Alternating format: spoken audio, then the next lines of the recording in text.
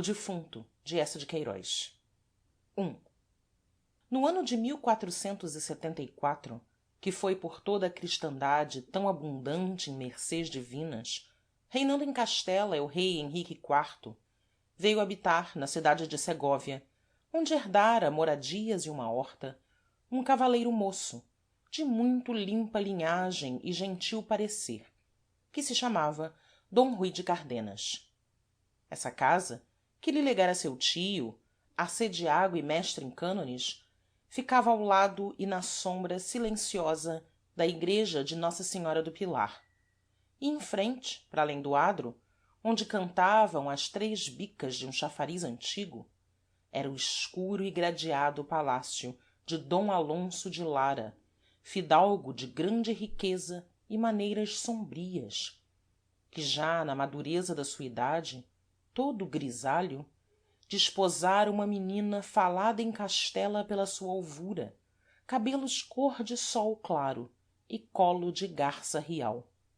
d rui tivera justamente por madrinha ao nascer nossa senhora do pilar, de quem sempre se conservou devoto e fiel servidor, ainda que, sendo de sangue bravo e alegre, amava as armas, a caça, os saraus bem galanteados e mesmo por vezes uma noite ruidosa de taverna com dados e pichéis de vinho. Por amor e pelas facilidades desta santa vizinhança, tomara ele o piedoso costume, desde a sua chegada a segóvia, de visitar todas as manhãs, à hora de prima, a sua divina madrinha e de lhe pedir, em 3 ave-marias, a bênção e a graça. Ao escurecer, mesmo depois de alguma rija correria por campo e monte com lebreus ou falcão, ainda voltava para, à saudação de vésperas, murmurar docemente uma salve rainha.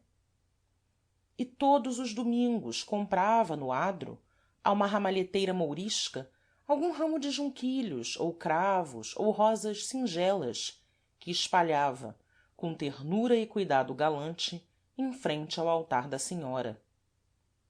A esta venerada igreja do pilar vinha também cada domingo d leonor, a tão falada e formosa mulher do senhor de lara, acompanhada por uma aia carrancuda, de olhos mais abertos e duros que os de uma coruja, e por 2 possantes lacaios que a ladeavam e guardavam como torres. Tão ciumento era o senhor d alonso, que só por lho haver severamente ordenado seu confessor,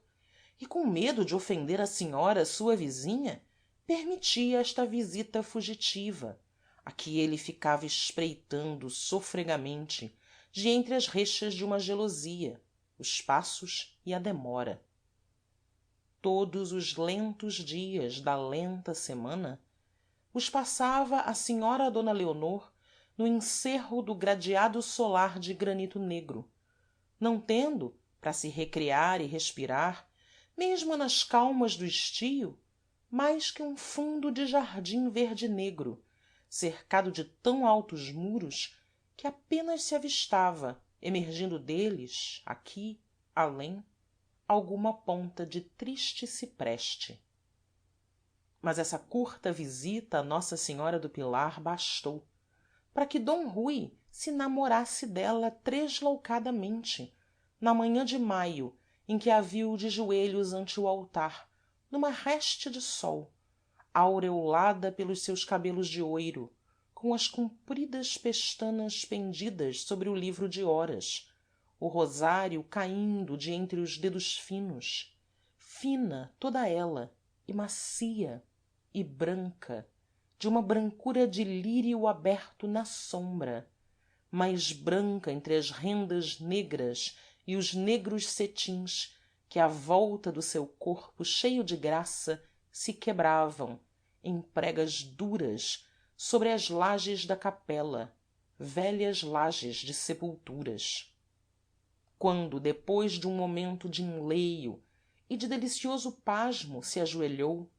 foi menos para a virgem do pilar, sua divina madrinha, do que para aquela aparição mortal de quem não sabia o nome nem a vida, e só que por ela daria vida e nome, se ela se rendesse por tão incerto preço. Balbuciando, com uma prece ingrata, as 3 ave-marias com que cada manhã saudava a Maria, apanhou o seu sombreiro, desceu levemente a nave sonora e no portal se quedou, esperando por ela entre os mendigos lazarentos que se catavam ao sol. Mas quando ao cabo de um tempo, em que d rui sentiu no coração um desusado bater de ansiedade e medo, a senhora d leonor passou e se deteve, molhando os dedos na pia de mármore de água benta, os seus olhos, sob o véu descido, não se ergueram para êle, ou tímidos ou desatentos.